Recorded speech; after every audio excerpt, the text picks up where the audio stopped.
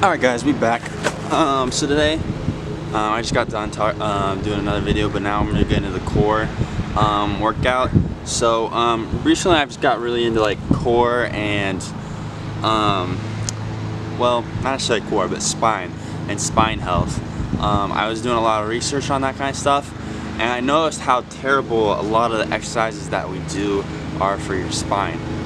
So there's a couple of concerns with the spine. One is the intervertebral disc, those squishy little things in between the vertebrae. Alright, and I mean, how many times have you talked to someone and they're like, oh, I got like a herniated disc, a bulging disc, this, that, or the other disc. You know, that might not necessarily be from exercise, but it might be due from poor posture. And that kind of poor posture, like slouching at your desk or something like that, it's lumbar flexion, so you're flexing your spine. And you know, what's like, when you think of core exercise, what's like the number one exercise? Sit-ups. It's just constant lumbar flexion. So that kind of stuff's terrible for your intervertebral disc. Same thing with like excessive extension, so like hyperextensions, I don't believe are great for the intervertebral disc. So there's two things there. And then lateral flexion, so side to side flexion.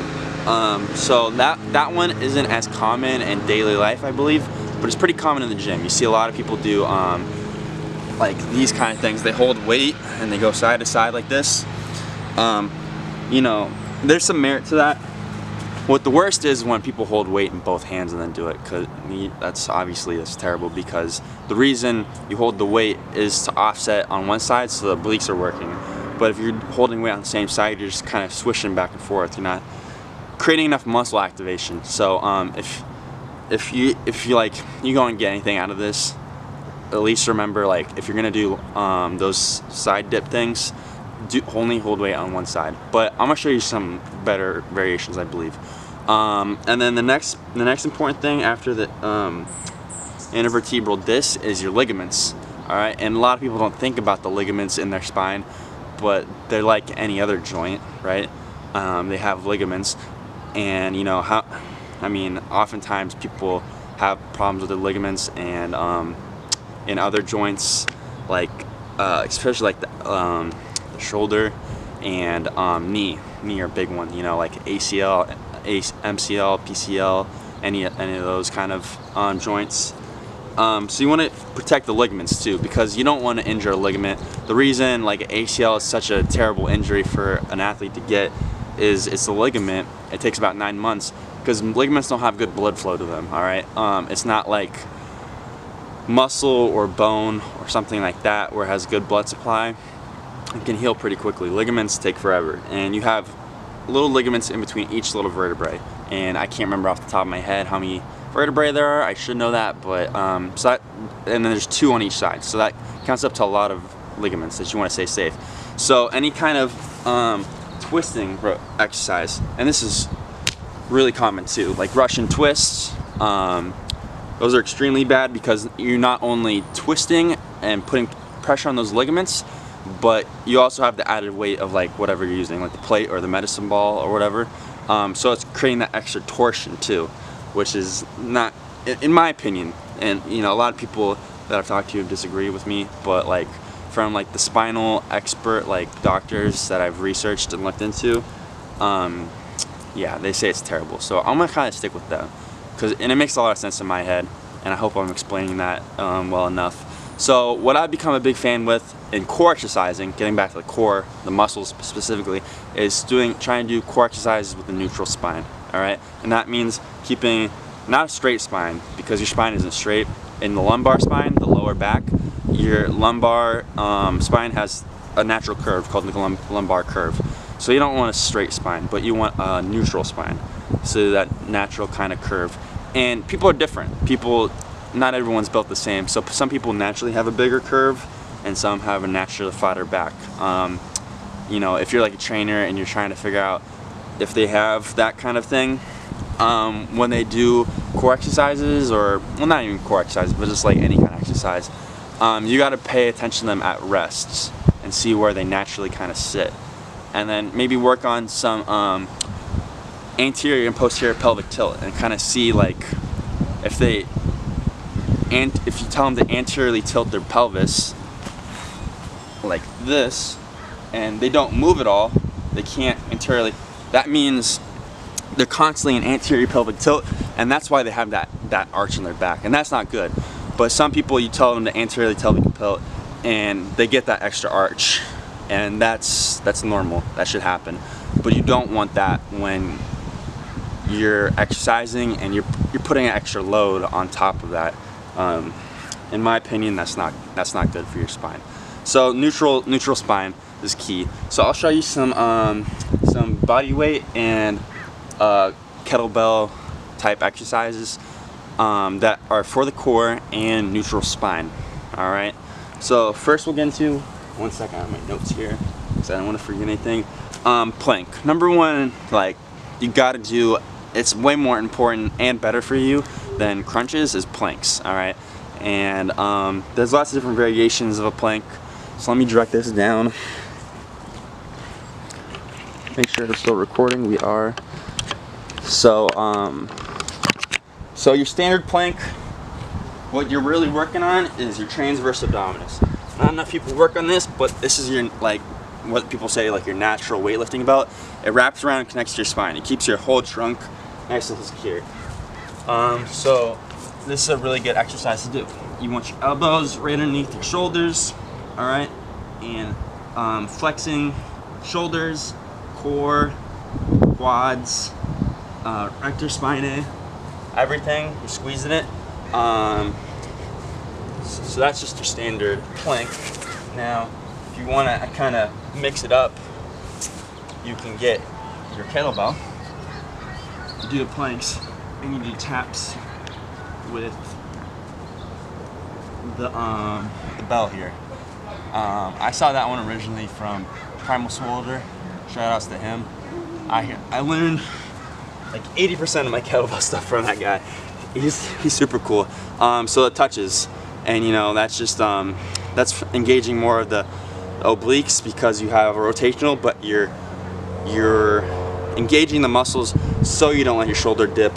But that's engaging the obliques, which is very important. So like, if you do those that variation of a plank, you're literally getting every core in the muscle, or every muscle in the core. Rectus abdominis, the six-pack, the obliques, transverse abdominis, and the rectus spinae. Like, you cannot go wrong with that. If nothing else, do those. But we also have the sit and press, which I really enjoy. It also works out the shoulders a little bit. Now this one you got to be careful because you are sitting up, so you got to keep back flat. Start here. Sit up, press.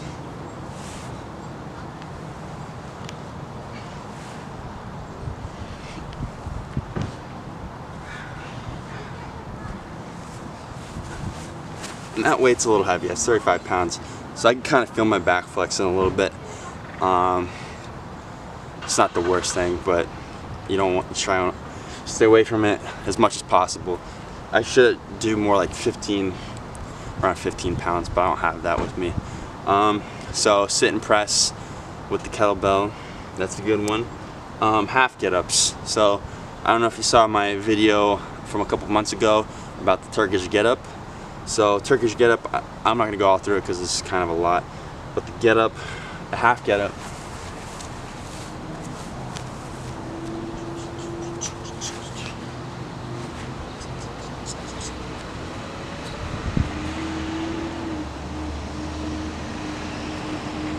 press up and down.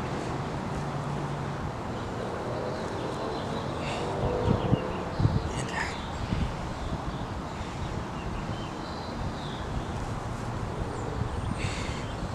Steps up and down. So that's just all trunk stability. And it's nice because you're warming up some other muscles, scapular stability. So warm up the scapular stability, warm up the hips. So that's a good kind of warm up exercise. Honestly, it's like put in your warm up, especially like on a full body day where you're doing everything.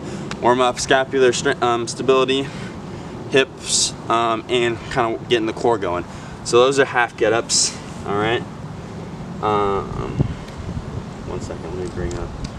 And then the last one I have in particular that I'm thinking of is kettlebell marches. Let me make sure we're still recording. We are. Killing it. Not gonna have to edit this one. So kettlebell marches, really good exercise. You're gonna hold the kettlebell in the rack position like we talked about before. Make sure you don't run out wide. Keeping it in close.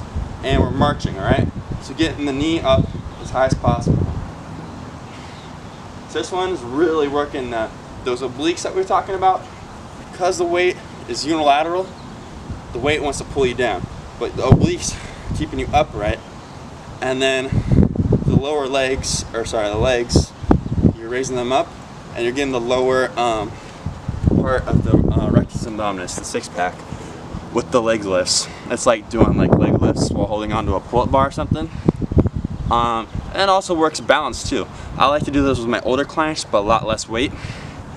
And because of the marching thing, you have to hold weight that's off balance and then stand on one foot. So it requires a little bit of balance too. So I'm a big fan of those. So those are like my four, like number one. Four number ones. My top four core exercises. But a big thing that I don't think a lot of people realize with kettlebells is that a lot of the stuff that you do works the core. Anything unilateral with the kettlebell is working the core because of the same concept with the marching, the weight pulling you down. You're engaging the core. So anything racked, like lunges, squats, unilateral chest press, with the hip bridge. If you hold the hip bridge, I mean, there's a bunch. Turkish get-ups, unilateral. So all those exercises, especially the obliques are working at stabilizing muscles. They're activated, and you're really strengthening those. So that's why I'm a big fan of kettlebells, because your core is engaged the whole time. It's much different from dumbbells for the most part. Barbell, if you're doing a lot of heavy compound exercises, it's working the core, but in a different way with the transverse abdominis that we're talking about.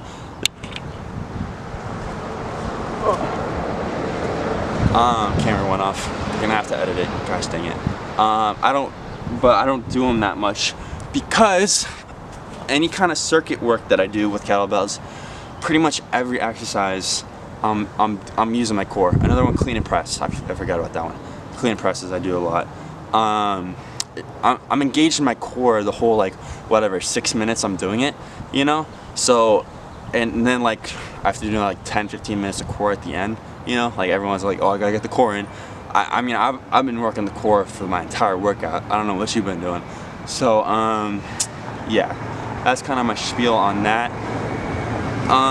Let me know what you think about the neutral spine kind of concept, and what's your favorite core exercises, and what you think of the spine thing, because it's just a really interesting topic to me. I don't feel like a lot of people really talk about it. Other than spine, doctors, you know, people that do surgery on this kind of stuff, which is not a big thing in the fitness industry. It's more in the medical side,